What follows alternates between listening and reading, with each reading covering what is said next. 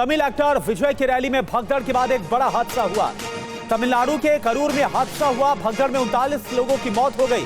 मरने वालों में 8 बच्चे और 16 महिलाएं हैं। 58 से ज्यादा घायलों को अस्पताल में भर्ती करवाया गया है। कुछ की हालत काफी गंभीर है।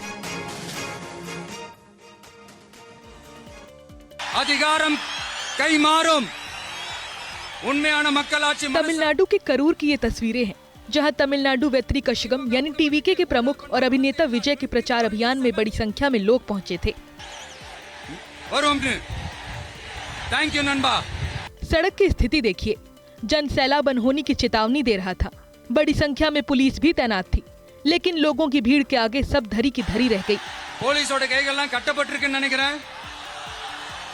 போலீசார் மக்கள் தான் சார் எஜமானர்கள், மக்களுக்காக। एम्बुलेंस निकलने की जगह नहीं। देखिए कैसे लोग एक दूसरे से चिपके दिख रहे हैं। तिल रखने की जगह नहीं, लोग दब रहे हैं। और आखिरकार भीड़ के बीच लोगों के दम घुटने लगे। भगदड़ मच गई, भीड़ एक दूसरे पर गिरने लगी। लोगों को किसी तरह अस्पताल पहुंचाने की कोशिश शुरू हुई। इस बीच कई लोगों की जान चली गई। कई लोगों की हालत गंभीर बनी हुई है। कुछ लोगों को निजी अस्पतालों में भी भर्ती किया गया है। करूर भगदड़ के बाद तमिलनाडु के पूर्व मंत्री और डीएमके नेता वी सेंथिल बालाजी और तमिलनाडु के मंत्री अंबिल महेश पोयामुजी सरकारी मेडिकल कॉलेज पहुंचे और घायलों से मुलाकात की। पर्याप्त इलाज का भरोसा दिया। इधर करूर हादसे पर प्रधानमंत्री नरेंद्र मोदी ने दुख जताया है। सोशल मीडिया पर जारी अपने संदेश में पीएम ने कहा है कि करूर में एक राजनीतिक रैली के दौरान हुई दुर्भाग्यपूर्ण घटना बेहद दुखद है। मेरी संवेदनाएं उन परिवारों के साथ हैं जिन्होंने अपने प्रियजनों को खो दिया है। मैं ईश्वर से इस कठिन समय में उन्हें शक्ति प्रदान करने की कामना करता हूं। और इस पूरे हादसे पर गृह मंत्रालय ने अब रिपोर्ट मांगी है। इस बीच राज्य सरकार ने मृतक के परिजनों को 10 लाख रुपए के मुआवजे का ऐलान भी कर दिया है। मुख्यमंत्री एमके स्टालिन करूर हादसे के बाद आनन फानन में सचिवालय पहुंचे और अधिकारियों के साथ इमरजेंसी बैठक की। उन्होंने घायलों को हर संभव मदद का निर्देश दिया, साथ ही हादसे की जांच के आदेश दिए। मृतकों के परिजनों को 10 लाख की आर्थिक मदद की घोषणा की। गंभीर रूप से घायलों को 1-1 लाख की मदद दी जाएगी। गृह मंत्री अमित शाह ने तमिलनाडु के राज्यपाल और सीएम से बात की। गृह मंत्रालय ने राज्य सरकार से हादसे पर रिपोर्ट मांगी है और तमिलनाडु सीएम को मदद का आश्वासन दिया है। इस बीच करूर भगदड़ की घटना पर तमिलनाडु के प्रभारी डीजीओ जी वेंकट रमन ने कहा, घटना में मारे गए 38 लोगों में 12 पुरुष, 16 महिलाएं और 10 बच्चे शामिल हैं। सभा की अनुमति दोपहर 3 बजे से रात 10 बजे तक दी गई थी, लेकिन भीड़ सुबह 11 बजे से ही जुटनी शुरू हो गई थी। विजय शाम 7:40 पर पहुंचे। तब तक भीड़ बिना भोजन और पानी के घंटों इंतजार कर रही थी। पार्टी कार्यकर्ताओं को भीड़ प्रबंधन की जिम्मेदारी लेनी चाहिए थी। प्रभारी डीजीओ के मुताबिक टीवीके की रैलियों में कम भीड़ होती थी। हालांकि आयोजकों ने करूर में एक बड़े मैदान की मांग की थी। लगभग 10,000 लोगों के आने की उम्मीद थी, लेकिन 27,000 से ज्यादा लोग पहुंचे, जबकि सुरक्षा में 500 से ज्यादा पुलिसकर्मी तैनात थे। और देखिए, इस बीच एक बड़ी खबर आपको बताएं कि यूएन में विदेश मंत्री एस जयशंकर ने पाकिस्तान पर किया है हमला। पाकिस्तान वैश्विक आतंकवाद का केंद्र है, ये एस जयशंकर ने बोला। पहलगाम में क्रूर आतंकी हमला हुआ। भारत ने आतंकी ठिकानों पर कार्रवाई की।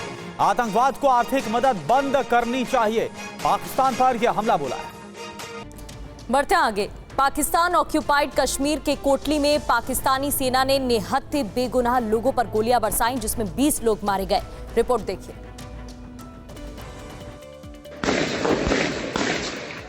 फायरिंग की आवाजें पीओके के सन्नाटे को चीर रही है। पीओके के कोटली में पाकिस्तानी सेना ने निर्दोष नागरिकों पर गोलीबारी की, जिसमें 20 से ज्यादा नागरिक मारे गए, कई लहूलुहान हो गए। तस्वीरें आपको विचलित कर सकती हैं। कोटली में हजारों की संख्या में लोगों के सड़कों पर उतरने के बाद पाकिस्तानी सेना ने गोली चलाई है, जिसके बाद पाकिस्तान ऑक्युपाइड कश्मीर में कोटली में विरोध की आग और सुलगती जा रही है। ये वीडियो देखिए, सड़कों पर किस तरह अवाम उतरी है। पाकिस्तान की सेना पीछे हटती दिख रही है। इस बीच बौखलाहट होती है और फिर उन पर फायरिंग शुरू कर दी जाती है।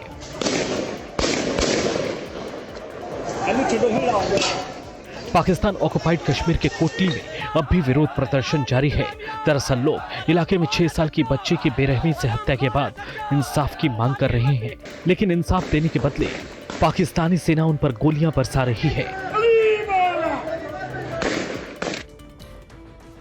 और वहीं बरेली हिंसा के बाद इसके लिए जिम्मेदार मौलाना तौकीर रजा को 14 दिन के लिए जहां एक तरफ जेल भेजा गया, वहीं आज भी बरेली में इंटरनेट सेवाएं बंद है और पुलिस की तरफ से लगातार फ्लैग मार्च किया जा रहा है। बरेली हिंसा के मास्टरमाइंड इत्तेहाद मिल्लत काउंसिल के प्रमुख मौलाना तौकीर रजा समेत 39 लोगों को गिरफ्तार किया गया है। प्रशासन के मुताबिक बरेली में हिंसा की सुनियोजित साजिश रची गई। मौलाना तौकीर रजा समेत 8 उपद्रवियों को कोर्ट में पेशी के बाद 14 दिन की न्यायिक हिरासत में जेल भेज दिया गया है। पूरे घटना का जो मास्टरमाइंड है उसको गिरफ्तार करके जेल भेज दिया गया है तौकीर रजा का, और उसके अलावा 7 अन्य लोग यानी कि पूरे 8 लोगों को इस पूरे मामले में गिरफ्तार अभी तक किया गया है और अन्य लगभग 31 लोगों से पूछताछ अभी भी हिरासत में लेकर जारी है। पुलिस के मुताबिक खलील तिराहा से लेकर इस्लामिया मैदान तक उपद्रवियों ने अराजकता फैलाई। तौकीर समेत 180 नामजद और 2500 अज्ञात दंगाइयों के खिलाफ विभिन्न धाराओं के तहत 10 मामले दर्ज किए गए हैं। घटना की जांच के लिए 8 सदस्यों की एक SIT बनाई गई है।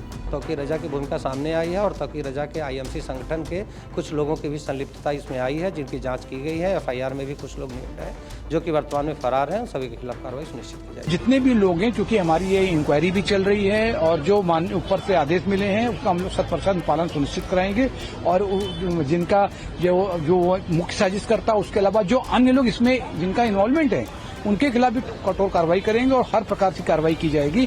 एक ऐसी नजीर बने कि आगे के लोग इस प्रकार के कृत्य करने से पहले 10 बार सोचें। इस बीच बरेली की कानून व्यवस्था बनाए रखने के लिए 48 घंटे के लिए इंटरनेट सेवा बंद करने का आदेश आज भी जारी है। पुलिस लगातार फ्लैग मार्च कर रही है। और यूपी में पोस्टर वॉर जारी है। बीजेपी के बाद अब समाजवादी पार्टी ने अपने मुखिया अखिलेश यादव की तस्वीर के साथ एक पोस्टर जारी किया है। लखनऊ में समाजवादी पार्टी कार्यालय के बाहर ये पोस्टर लगाया गया है। पोस्टर में आई लव अखिलेश यादव लिखा गया है, साथ ही आई लव शिक्षा रोजगार लिखा गया है। ये पोस्टर बीजेपी के आई लव योगी आदित्यनाथ के पोस्टर के बाद सामने आया, जिसमें देख सकते हैं कि योगी आदित्यनाथ के पोस्टर में दिख रहे बुलडोजर की जगह लिखा गया है आई लव शिक्षा विकास रोजगार। SP लोहिया वाहिनी के राष्ट्रीय सचिव विवेक सिंह यादव ने यह पोस्टर लगाया है, जबकि कल बीजेपी युवा मोर्चा के लखनऊ के महासचिव अमित त्रिपाठी ने CM का पोस्टर लगाया था। लद्दाख में हिंसा फैलाने के आरोप में गिरफ्तार किए गए सोनम वांगचुक के पाकिस्तान कनेक्शन की जांच अब और तेज हो गई है। वांगचुक फिलहाल जोधपुर की जेल में बंद है। सोनम वांगचुक पर जांच का दायरा बढ़ता जा रहा है। वांगचुक के पाकिस्तान से संबंधों की जांच की जा रही है। इस बात की जानकारी लद्दाख के DGP SD सिंह जामवाल ने दी है। उन्होंने कहा कि वांगचुक के विरोध प्रदर्शनों के वीडियो सीमा पार भेजने वाले एक पाकिस्तानी खुफिया एजेंट की पिछले महीने गिरफ्तारी हुई थी, जिसके बाद पुलिस वांगचुक के पाकिस्तान से कथित संबंधों की जाँच कर रही है।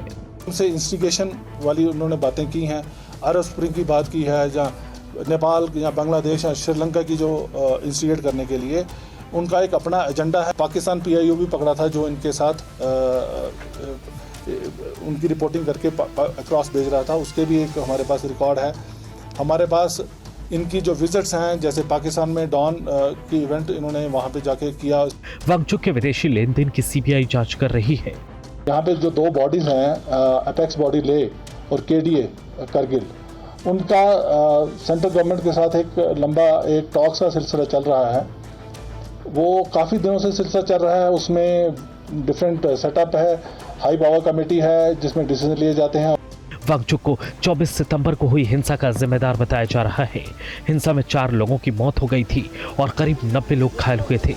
सोनम वांगचुक को राष्ट्रीय सुरक्षा कानून के तहत गिरफ्तार किया गया है। उन्हें राजस्थान के जोधपुर की एक जेल में भेज दिया गया है।